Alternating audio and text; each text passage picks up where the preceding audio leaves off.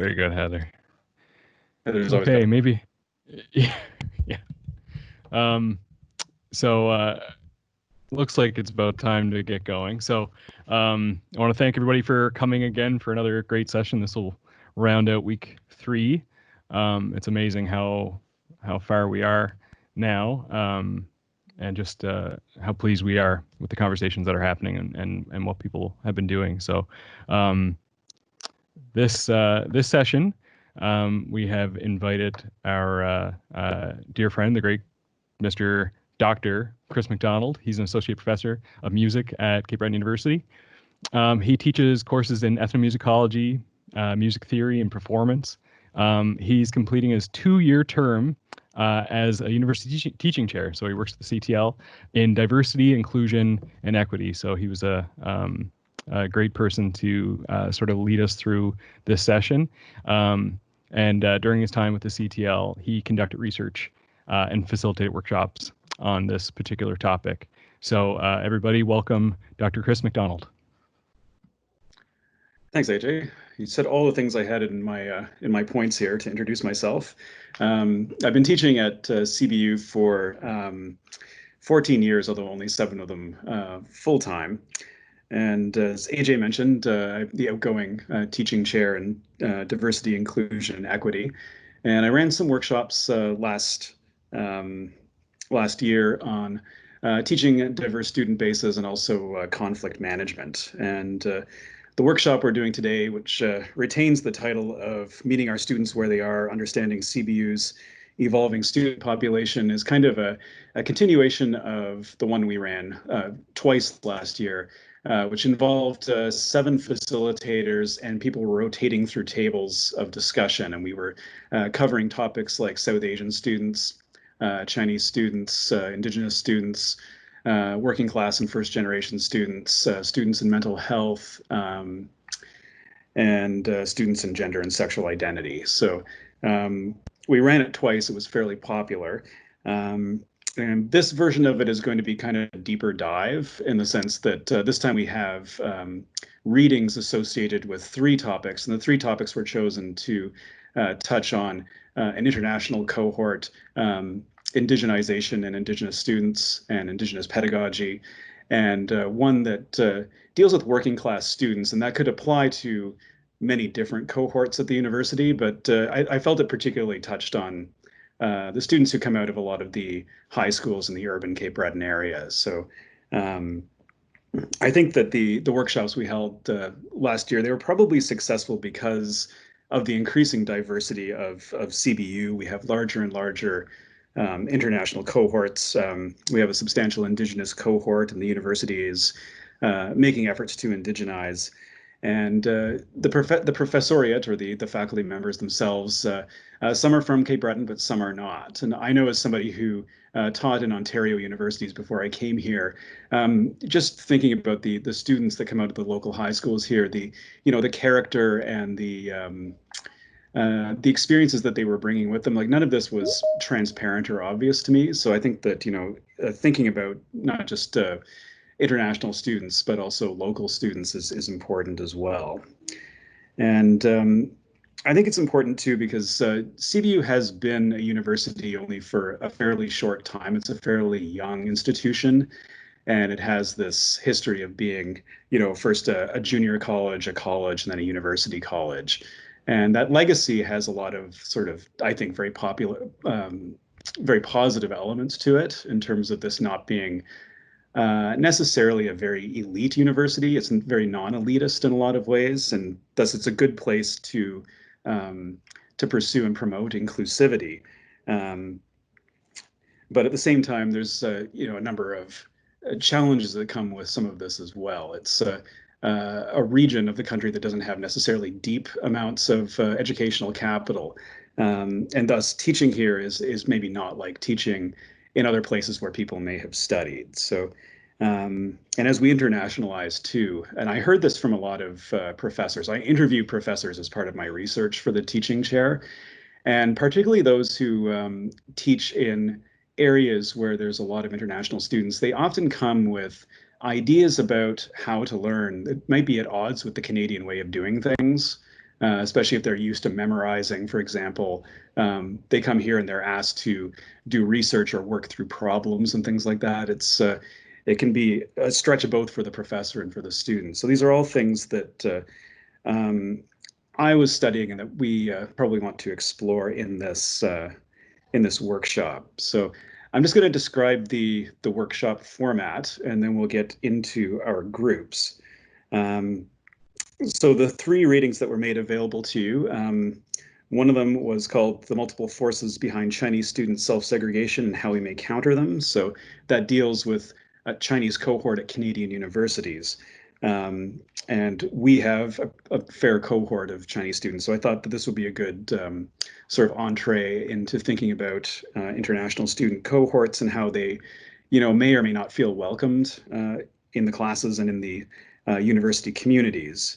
And then there's an open text, open source book from UBC called Pulling Together, a Guide for the Indigenization of Post-Secondary Institutions. And I singled out section 4, Incorporating Diverse Sources of Indigenous Knowledge, which I thought was a good chapter in terms of having a lot of ramifications for the ways people might teach if they're interested in indigenization. So there was that one. And the last one was Janet Casey's Diversity Discourse in the Working Class Students. So again, I was thinking this could very well apply to CBRM students, but it can apply to students across the gamut, because class is sort of an invisible part of the diversity, depending on where people are coming from, if their families went to university or not, and things like that. All of that has ramifications for how welcome people feel, how much liberty they feel to do certain things, how much they know the sort of hidden curricula that exists in university spaces. So depending on which reading you did, there's a channel, which AJ is going to describe in a second. The channel for the indigenization reading will be facilitated by Janice Bask, who is an enrollment service specialist and at Unamaki College. And Terry MacDonald will be also in the group as sort of a tech facilitator. Scott Thomas, who is our Human Rights and Diversity Officer, will be leading on the Zhang reading on Chinese students with Nicole McDougall also as tech facilitator. And I'll be leading the one on working class students with AJ Fraser as the tech facilitator. And before we get to AJ's discussion of getting into the groups, just want to note, we want to experiment with running this as kind of like a talking circle, which is a type of sort of group discussion that comes out of Indigenous practice. But there's a lot of professors at CBU who do talking circles in their classes. And I thought it would be interesting to try to experiment with this online. How does it work online? And in our bar here on the in Teams, we have the show participants button, which you can then see the list of participants, and that can be kind of like an order of speakers. And with a talking circle, you have the option to speak, but you also have the option to pass. So that's fine too. Talking circles usually allow a person to talk for as long as they want, but because of the limitations on the time we have here, we'd like to keep contributions maybe to no more than 3 minutes, let's say.